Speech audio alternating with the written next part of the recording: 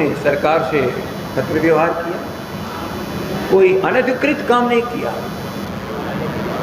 और आप लोगों के माध्यम से बिहार की जनता और बिहार की सरकार से कहना चाहता हूँ, किसी जमीन के प्रयोग के लिए सरकार किसी को जमीन देती है, स्वामित्व का ट्रांसफर नहीं होता।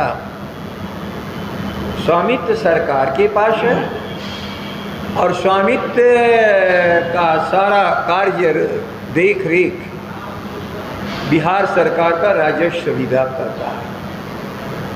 और मुख्यमंत्री तो सभी विभागों के मंत्री हैं, मुख्यमंत्री हैं, इन्हीं के सामने बात आती और जाती है। तो हमने फिर एक सरकार के पास अपील की तरह मुख्यमंत्री के यहाँ लिखा कि कृपया करके आप देखें, हो सकता है कि नीचे के लोगों को नियम कायदे कानून उतने न मालूम हो, आप इसको देखिए और इस कार्य का निराकरण करिए। लेकिन कल शायद आप ही लोगों की कृपा से उनके जवान से एक बात निकल गई कि जमीन आसमान से नहीं टपकता। सच बात है, जमीन आसमान से भी नहीं टपकता, जमीन नालंदा से भी नहीं आता, और जमीन हम कैमूर के रहने वाले वहाँ से भी यहाँ नहीं आता।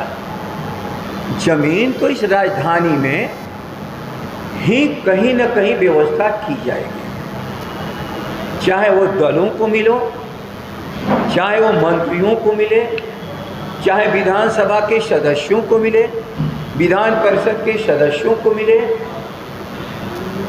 यही जमीन माननीय उच्च न्यायालय को भी मिलेगा, पदाधिकारियों के पुल में भी मिलेगा। लेकिन एक बात आप ख्याल कर लीजिए, आपके माध्यम से कहना चाहता हूँ कि जमीन ट्रांसफरेबल है प्रयोग के आधार पर, एक पुल से दूसरे पुल में ट्रांसफर होता रहता है। जिन्हें अधिक आवश्यकता पड़ती है वो फिर सरकार से मांग करते हैं, क्योंकि संस्थाएं बढ़ रही हैं। कभी माननीय उच्च न्यायालय भी एक सीमित एरिया में रहता होगा, उनके स्टाफ भी कम रहे होंगे, माननीय जज भी कम रहे होंगे। जैसे जैसे उनकी बढ़ोतरी संख्या बढ़ती गई तो जो मंत्रियों के भी आवास थे उनको दिए गए, ट्रांसफर पुल का होता गया। मैं जिस भवन में रहता था 15 साल मंत्री की हैसियत से, और पहले भी कांग्रेस के ज़माने में कोई मंत्री ही रहते थे, आज उसमें माननीय उच्च न्यायालय के माननीय जज साहब रहते हैं। इसलिए पुल कोई अस्थायी नहीं है, वो तर्क बिल्कुल गलत है।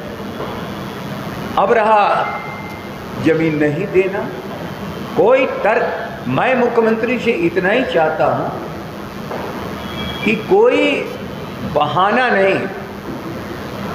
राजद की आवश्यकता, भारतीय जनता पार्टी की आवश्यकता और जदयू की आवश्यकता में कोई अंतर हो।